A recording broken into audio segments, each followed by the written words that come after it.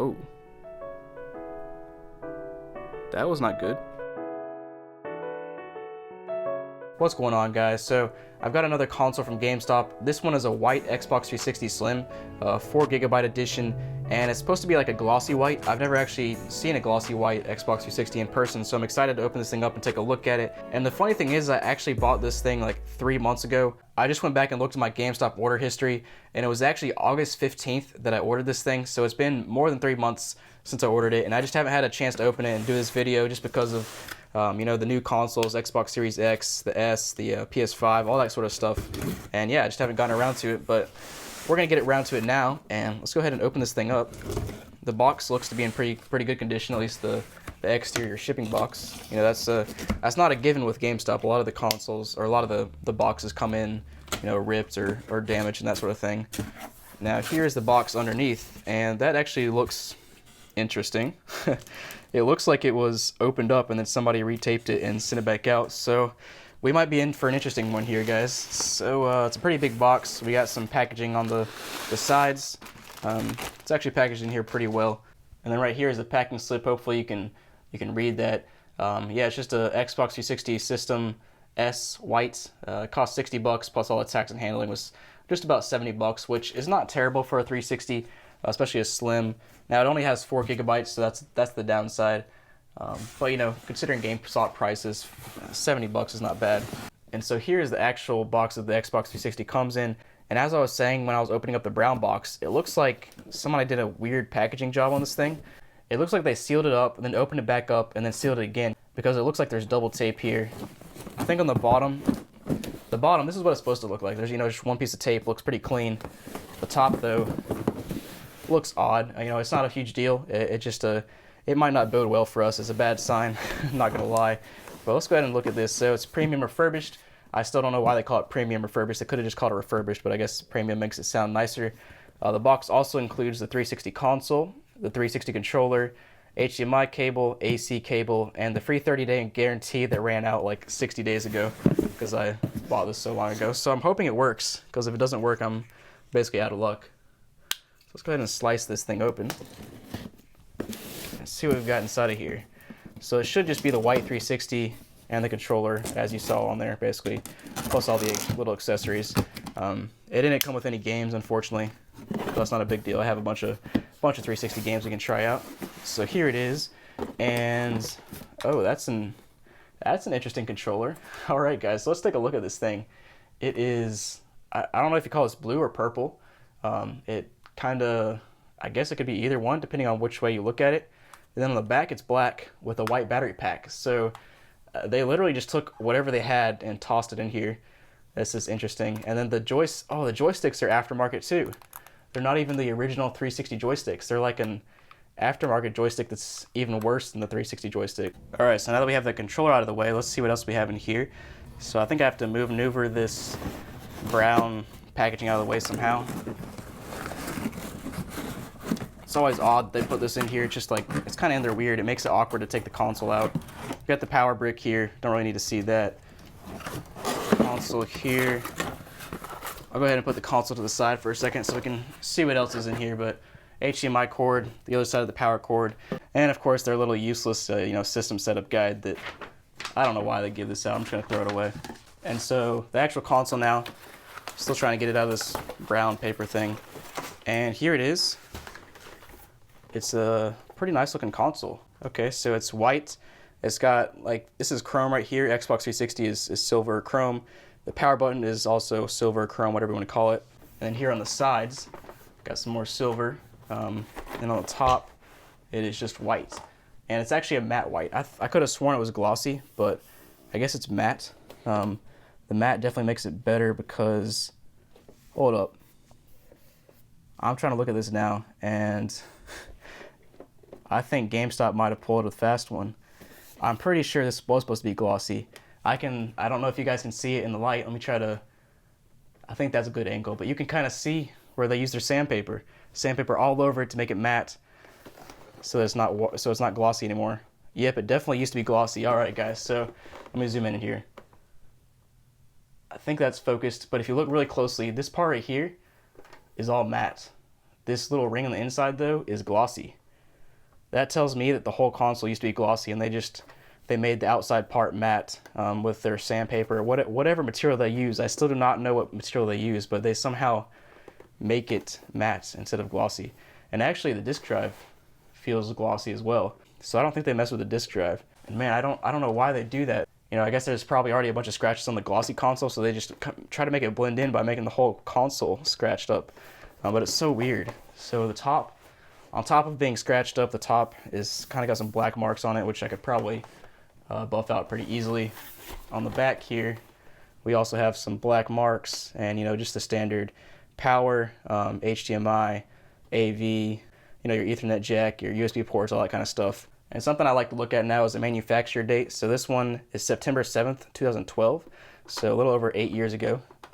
This little thing is loose a little bit. And it's interesting. It looks like this sticker, no, it's not. I thought the warranty sticker was still intact, which means they didn't open it, but it does look like this warranty sticker actually is cut. So they have opened it up and done whatever to it. Who knows what GameStop does when they open it up. And as you can see, it's 4 gigabytes, so it can't hold much. I guess that's not a big deal for 360 games, because 360 games don't need to be downloaded to the hard drive. You just play it off the disc.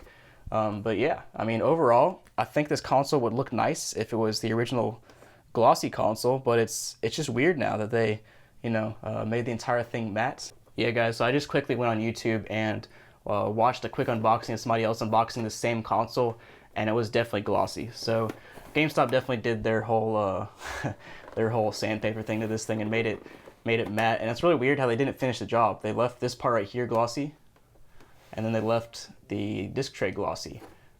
So weird. It's supposed to be a glossy white console with chrome accents, but now it is a matte white console with chrome accents.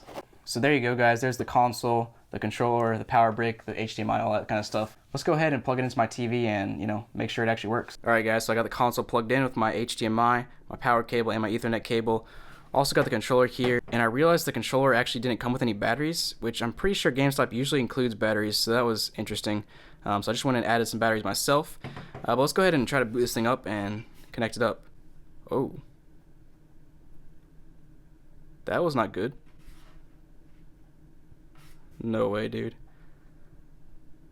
I hope you guys saw that, but I pressed it once and then it flashed green for like half a second and then disappeared.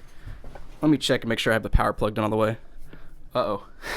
We got a red light on the power brick. Alright, let me try to fiddle with this power brick and I'll come back in a minute. Alright, guys, so I unplugged everything and then plugged everything back in, and the light is now yellow on there. I think that's yellow. Yeah, that's yellow. And so let's try this one more time, and I'm hoping it works. Okay. Well, I guess we have a bad power supply or a bad console or something. Luckily, I think I have another power supply, so let me try another power supply, and hopefully that fixes the issue. Wow, GameStop, this is bad. I found my other power supply. Luckily, I have a bunch of consoles, so I had some spares. So yeah, I got a spare power supply. It is yellow, and let's go ahead and click this. There it goes. Alright, maybe that wasn't yellow, maybe it was orange. I don't know, but at least it's booting up now. Possibly. There it is. Nice. So I guess we had a bad power supply. That's pretty crappy. I mean, I guess it's a good thing the console wasn't bad, but yeah, it's pretty crappy the power supply was bad. Hopefully this controller works. There we go. Got some power. Let's try to sync this thing up. There we go. Nice. Alright. System update required. Or not required, but I'm not doing that right now. I guess it's a good thing about 360s. You don't actually have to connect to the network and do an update or anything. So I guess we'll let it connect since it's connecting anyway. Alright, so all I did was connect and then basically tell me I need an update again, which I'm not doing right now. I just want to, we can connect later. There we go. And here it is. We're loading up the home screen now. And nice. Alright, so the home screen is loaded. Had a scare there because it seemed like, it seemed like we weren't going to be able to play, but luckily it was just the power supply. Still disappointing because I'm way out of the warranty window. Let's go ahead and fix this display first. I don't know if you guys noticed, but I could definitely notice that it was low definition, so I just went and turned it up to 1080p, and it looks a little bit better now. And the controller is working, fortunately, because So we can try out all the buttons. Back. I click A on this. Yep. Disk tray opened up. A little bit wobbly, but I think historically all 360 disc trays were a tad bit wobbly. That one seems a little bit more so than usual, but oh well. Let's go ahead and try that button as well. So that button works, the sync button works, the power button works. Seems that the internet works. Let's try a game. So I have NCAA Football 12, and not for any particular reason, it's just the first one I grabbed from my stack of games. But the funny thing is, this is one of the last games that was made for NCAA football. The very last one was NCAA Football 14, which is crazy. That was 6 years ago now. Maybe one day they come out with a new one. But we're reading it up now, and there it goes. It loaded up on its own, and as typical, loading up the EA Sports thing. And yeah, so the game is working. That's a good thing. We'll go back to our home page, and it seems like the game is working. Seems like the power button is working. The eject button is working. It's telling me I need to do an update again. I don't know. It's gonna hound me about that for forever. But yeah, I guess the console is working. It seems like it is. The controller is working. Haven't had any issues with that yet. But it was a little bit concerning that our power supply doesn't work. Yeah, let's just scroll through the settings and make sure that, yeah, it was reset. You know, sometimes GameStop will sit on a unit that wasn't actually factory reset, which is not a big deal. It's easy to do. It's just kind of funny when they don't. But yeah, only 2.9 gigs, which is basically nothing.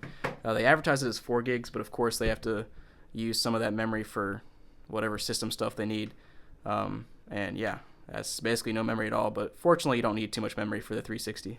And I also wanted to just show you real quick that the game actually booted all the way up. So it booted all the way up, and I was able to create a profile and everything, and here it is. I kind of just clicked some buttons, and there's your game. I just clicked Auburn because that was the first one that popped up. And yeah, pretty old game. I remember playing this game a lot back in the day. And then there's the classic smiley face profile picture. Who didn't have that profile picture? It's a classic.